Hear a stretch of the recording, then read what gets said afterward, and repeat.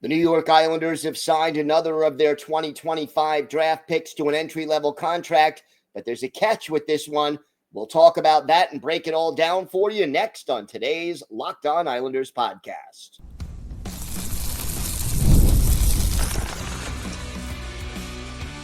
You're Locked On Islanders, your daily podcast on the New York Islanders.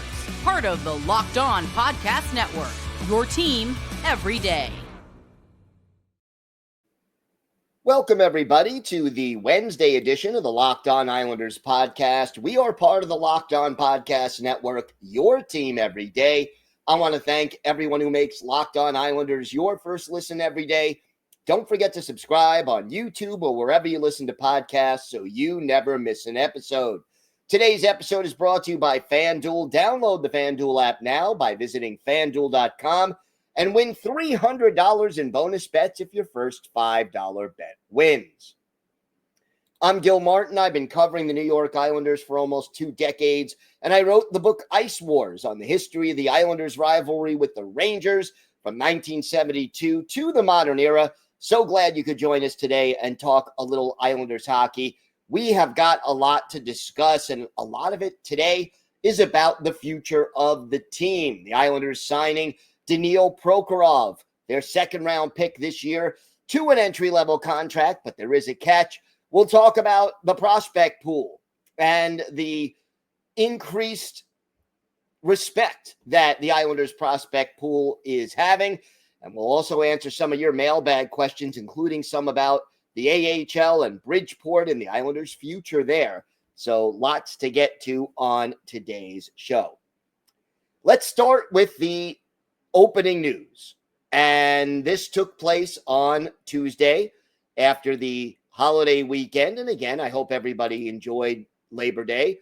But the Islanders, just a couple of days after it was announced that Daniil Prokhorov had signed a deal to play, a two-way deal to play in the KHL or, the top farm team of a KHL team, he now turns around on Tuesday and signs that 3-year entry-level deal with the New York Islanders.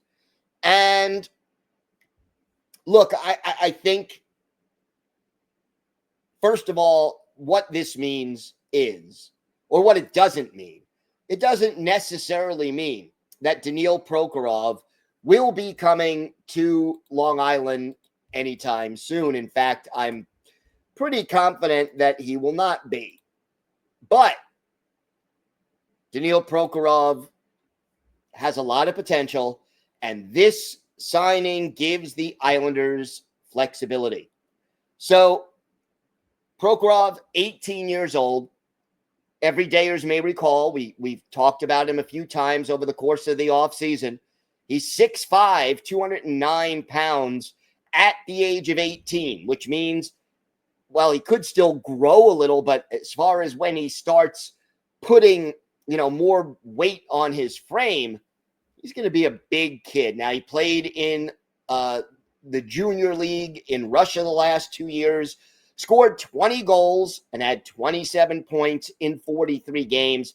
But the thing you love about Prokhorov, if you look at the scouting report, his physicality, his use of his size, and his intensity. So looking forward to seeing what this kid can do. But here's what Prokhorov, who combines size and skill, can do. Now that he has signed with the Islanders, he has an out from his KHL contract. And you may recall, everydayers, we talked about this on Monday, that the Sarnia Sting of the OHL selected him in the second round of the CHL import draft. So he can absolutely now get out of his contract in Russia and choose to go to juniors. Now, he's ineligible to play in Bridgeport. He's not old enough yet. And it becomes a question of him making a decision. And, the GM of Sarnia, Dylan Secca, said he plays a heavy game with skill and pace. If we can get him here, then it's a grand slam. If he doesn't come, then it was worth the risk. It's high-end NHL talent that we're really excited to add to our program. And now, the question becomes, what is he going to do? And we don't know yet. We do not know yet. The issue with Prokhorov is twofold. First of all, let's get this out of the way.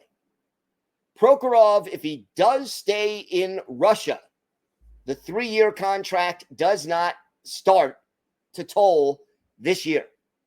So, let's say he comes next year to Sarnia.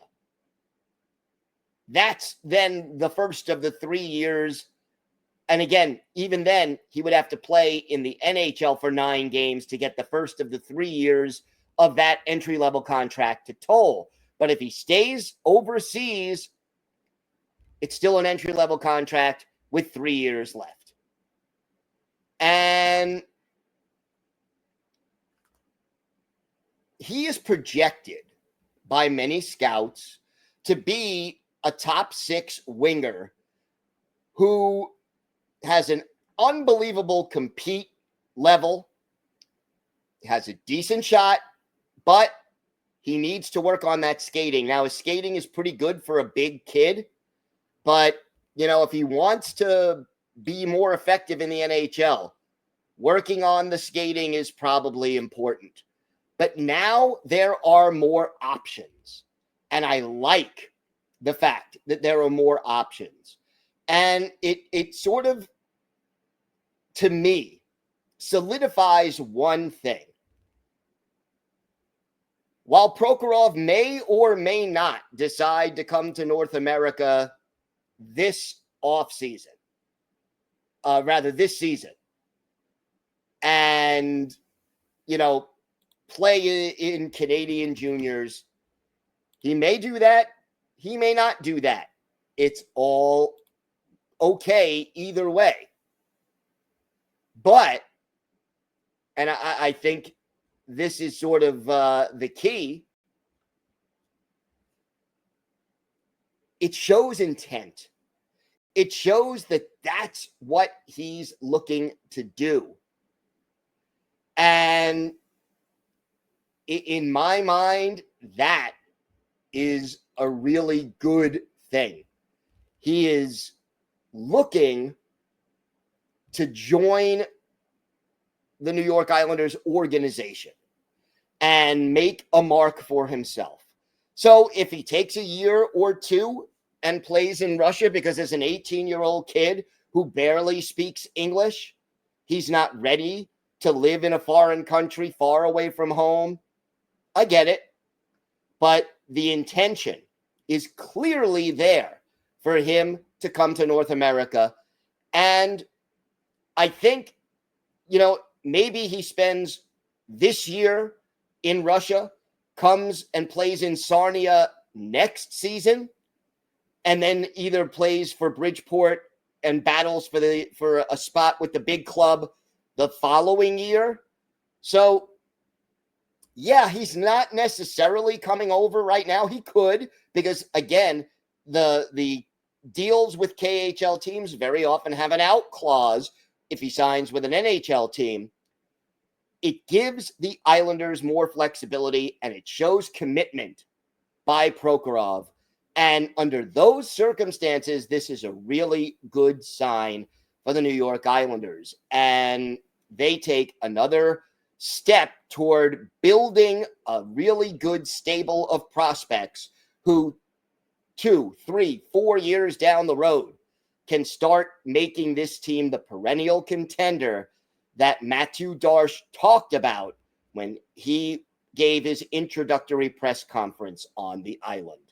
We have got a lot more to get to on today's show. We'll talk a little bit more about the Islanders prospect pool, including a controversial player left off a big list. We'll also answer your mailbag questions with regard to Bridgeport and a few other things. So stay with us. We've got that and a whole lot more as we talk about the impact on the Islanders coming up next. Today's episode is brought to you by Monarch Money. Most people can't name all their financial accounts or even what they're worth, whether it's 401ks, properties, or investments. And when you don't have the full picture, you could end up leaving money on the table. That's why there's Monarch Money. It's an all-in-one personal finance tool that helps bring your entire financial life together in one clean, easy-to-use interface on your laptop or on your phone. Monarch is built for people with busy lives. If you've put off organizing your finances, Monarch is for you. Monarch does the heavy lifting for you. You can link all your accounts in minutes, see clear data visuals, get smart categorization of your spending, and finally feel in control of your money without ever touching a spreadsheet. And hey, if you share finances with a significant other, this helps both of you stay on the same page, and it can help both of you save up for important purchases or even put money away. Don't let financial opportunities slip through the cracks. Use code LOCKEDONNHL at monarchmoney.com in your browser for half off your first year. That's 50% off your first year at monarchmoney.com with the code LOCKEDONNHL.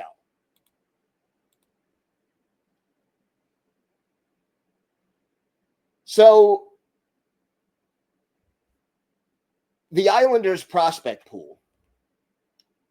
Again, we mentioned, they ranked 9th, according to The Athletic, in the NHL, which is way better than where they were a couple of years ago.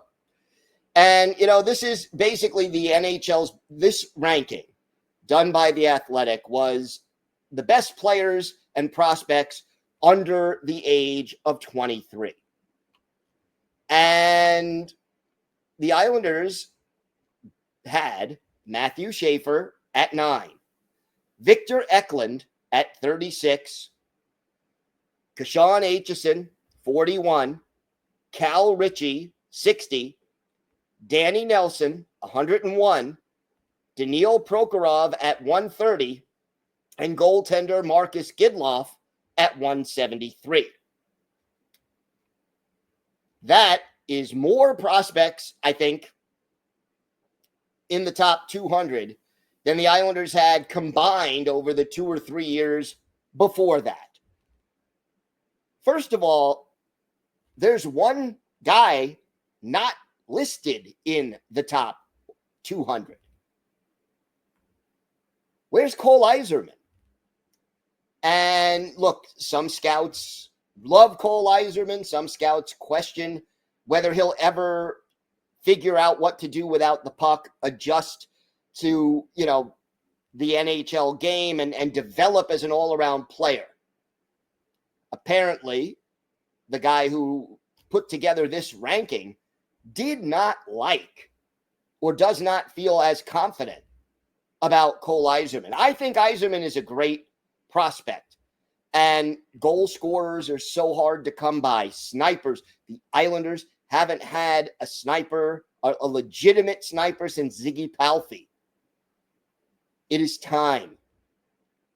But I think the Islanders could be even higher on the list if you take Cole Yzerman into consideration. And again, just good news at how Matthew Darche, with a little help at the end from Lou Lamoriello, has helped make this Islanders team more promising in the future. So let's get to the mailbag. Joe from Vero Beach, Florida. I really enjoyed the Bill Mickelson interview. Thanks for that. I have a question about the 2026-2027 Islanders. While it looks like younger players like Emil Heineman, Cal Ritchie, and maybe Matthew Schaefer will be joining the team at some point in 2025, 2026, who do you think will be the next 2 or 3 to get the call for 2026, 2027? Very good question. And thank you for it, Joe. And I think the answer probably starts with Cole Yzerman, who I think could, although nothing is definite, but I think he could join the team at the end of the college season this year. How much we'll see of him remains to be seen. But I think Yzerman would be on that list.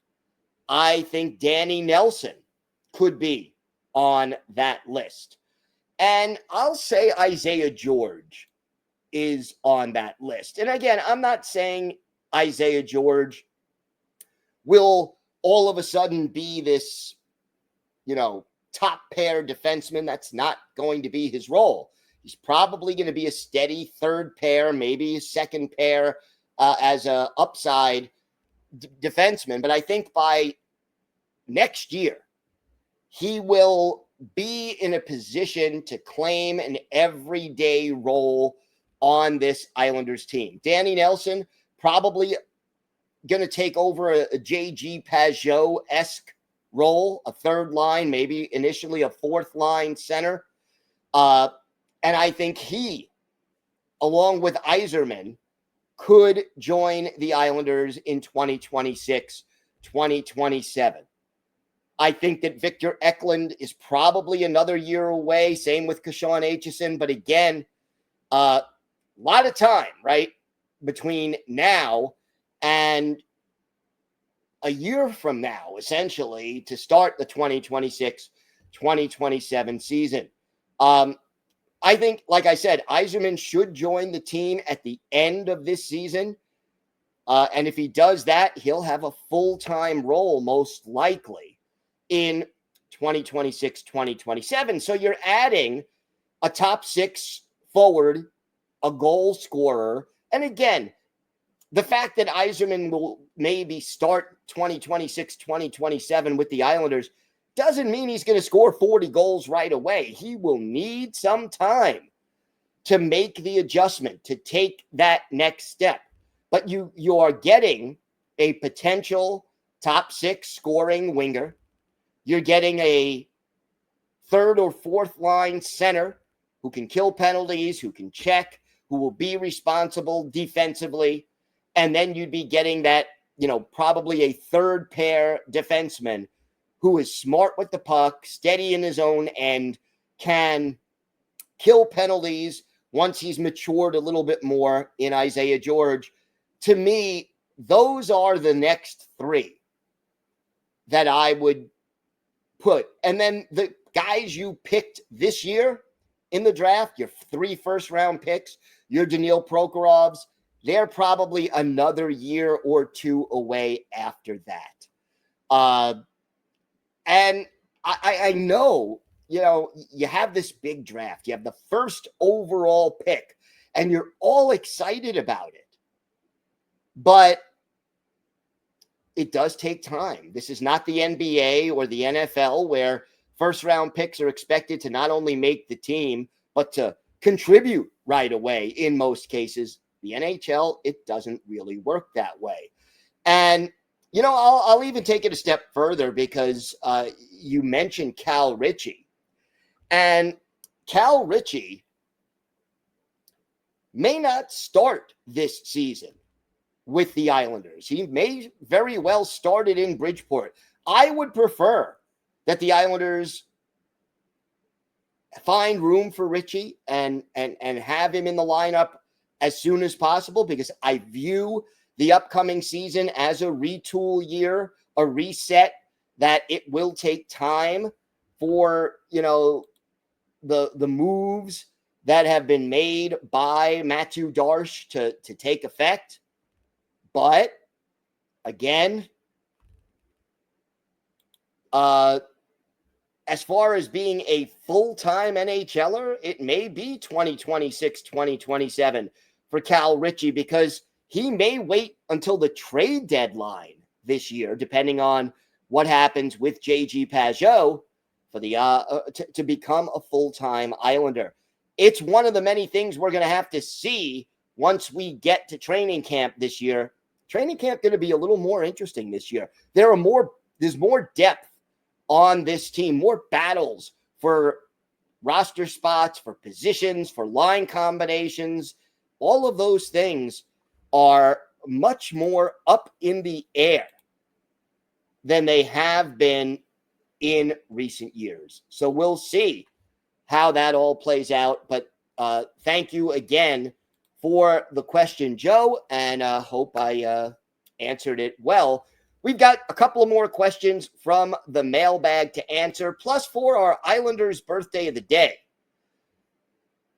We have a winger who is arguably the team's most popular player in their first season, who Bill Mickelson spoke about in my interview with him last week. So let's see if you can guess who this player who had a tragic death after his hockey career is. We've got that. We'll talk about his impact on the team and a lot more coming up on today's Locked On Islanders podcast. Today's episode is brought to you by your friends at FanDuel. The NFL season is almost here, and FanDuel is making sure you're ready for kickoff with a can't-miss offer. Right now, new customers can bet just $5, and if your bet wins, you'll get $300 in bonus bets to use across the app. Again, just bet $5, and if your first bet wins, you'll get $300 in bonus bets to use across the app. And look, I love using FanDuel because it fits however you like to bet. You like to do player props, go for it. It's all there. You could build the same game parlay and try to win big, or you can even jump in live as the action unfolds to keep every game more exciting, whether you're watching your favorite team or just keeping an eye on your fantasy lineup. So are you ready to play? Download the FanDuel app by visiting FanDuel.com to get started. That's FanDuel.com to place your first $5 bet. If it wins, you get $300 in bonus bets at FanDuel.com.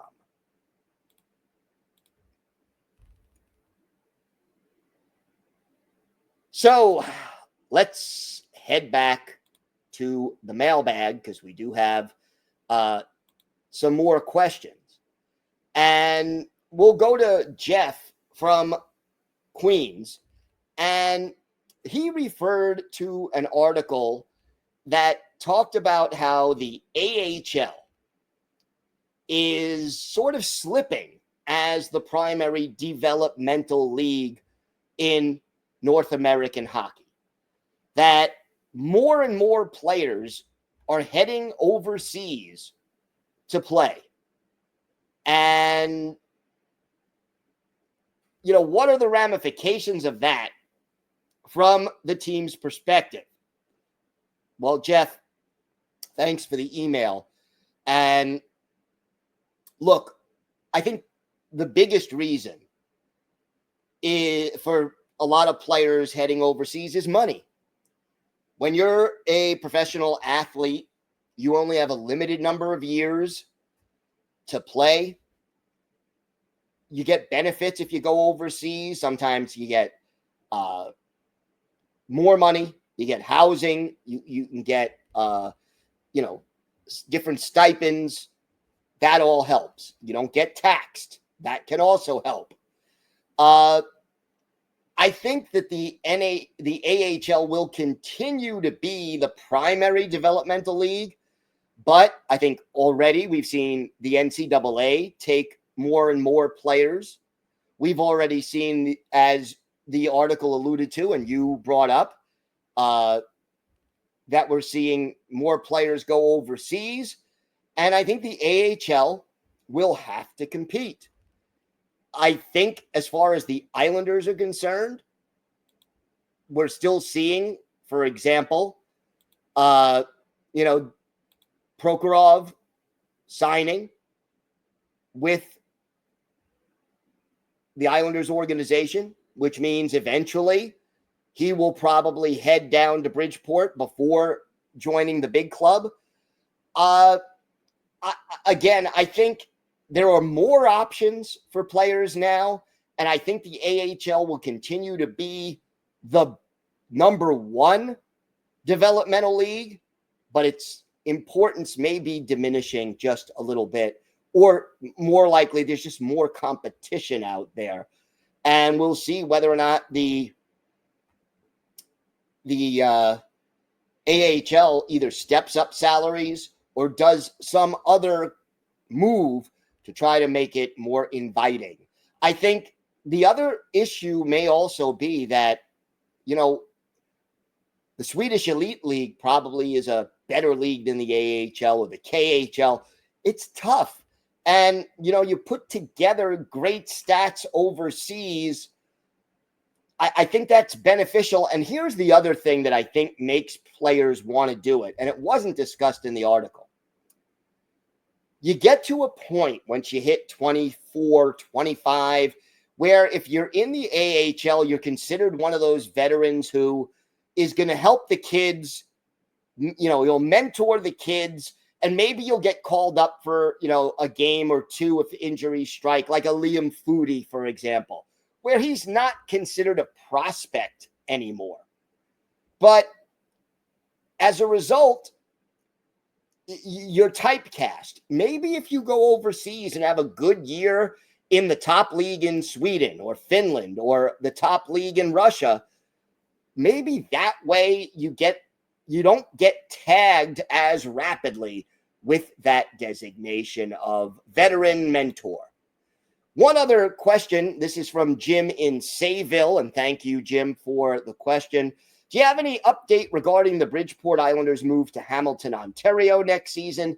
Is that actually happening? And if so, how will it affect the team going forward? Well, Jim, thanks for the question. I haven't heard anything else. And I don't think we're going to hear a lot because, let's face it, the Islanders, if the move is going ahead, are not going to announce it until the end of the season. They want to sell tickets in Bridgeport this year, whether they're staying long-term or not. I think it'll make it a little more difficult to call players up, especially if you need passports and visas. And, you know, we know there's some political tension right now between the United States and Canada that could complicate, you know, having someone arrive the same day if you call them up. Obviously, a lot of fans would like to see the Islanders put their AHL team at the old Coliseum. Keeping it in Bridgeport keeps it closer. I like that. But I think they'll sell more tickets in Hamilton. And I think the rumors have been buzzing around enough over the offseason that I'd give it more than a 50-50 chance that they are going to move to Hamilton. But you never know with these things because they use other, you know, the possibility of moving the team as leverage to get concessions. There are a lot of possibilities. So we'll see what happens. As of right now, no new news, Jim, but I think it is very possible, more likely than not, but not by a lot, that Bridgeport will indeed move to Hamilton, and we'll keep you posted throughout the year when we hear something new. Time now for our Islanders birthday of the day. And, well, today would have been the 76th birthday of former Islanders winger Brian Spinner Spencer. The Fort St. James, British Columbia native, 5'11", 185 pounds, drafted by the Maple Leafs in the 5th round back in 1969. An original Islander, played in all 78 games for the Islanders in their first season, had 14 goals, 38 points, and 90 penalty minutes. But his hustle and his physical style of play made him one of the most popular Islanders. He was back for the beginning of the 73-74 season, played 54 games, 5 goals, 21 points, then got traded to Buffalo, was part of the Sabres team that went to the Cup final in 1975, closed out his NHL career with the Penguins, and then spent one more year in the minors. But unfortunately, and Bill Mickelson mentioned this, everydayers will recall, when I spoke to him about Spencer, his life got off track after hockey. He ended up in jail. He ended up with substance abuse and alcohol issues, and he ended up dying prematurely at a very young age. Spinner Spencer, an unbelievable part of that Islanders' first season. We go back and look at one of his best games with the team. February 24th, 1973, Islanders hosting the Red Wings at the Nassau Coliseum. Dennis DeJordy, the goalie for Detroit. Billy Smith, the goalie for the Islanders. And in this game, with the Islanders up 1-0 in the second, our Islanders' birthday of the day, Brian Spencer scores his 11th goal of the year. Lorne Henning and Ed Westfall with the assist, 2-0 Islanders. Islanders are up 3-2 in the closing minute. Marcel Dion scored for Detroit to make it a one-goal game. And Brian Spencer comes through again, scoring an empty net goal in the final seconds. Craig Cameron and Ed Westfall with the assist. Islanders get only the 8th win in franchise history, 4-2 over the Red Wings. Brian Spencer, 2 goals. He was a +1. He scored on he had 4 shots in this game, scored on 2 of them, and he is our Islanders' birthday of the day. Thank you for making Locked On Islanders your first listen today. For your second listen, check out the Locked On NHL podcast. There is no off-season. We're bringing you the daily league-wide stories that matter most with the local coverage you love from Locked On. Find Locked On NHL on YouTube or wherever you listen to podcasts. It's part of the Locked On Podcast Network, your team every day. If you have a question, a comment, maybe a topic you'd like us to discuss on a future episode, email us at lockedonislanders@gmail.com. If you leave your first name and where you're from, we're happy to mention you on the show when we discuss whatever's on your mind, just like we did today. You can follow the show on X at Locked On Isles. You can follow me, Gil Martin, on X at Ice Wars, NYR, VSNYI. We'll keep you up to date on all things Islanders all year long, and it's always great to talk Islanders hockey with you anytime. Everydayers, we're back Friday. We'll have the latest Islanders news, notes, and happenings. And don't forget, Monday of next week, we go back to a 5-day-a-week schedule. So we're back full-time Monday through Friday, starting next Monday. Make sure you join us for that. Until then, have a great day, everybody. Stay safe. And, of course, let's go Islanders.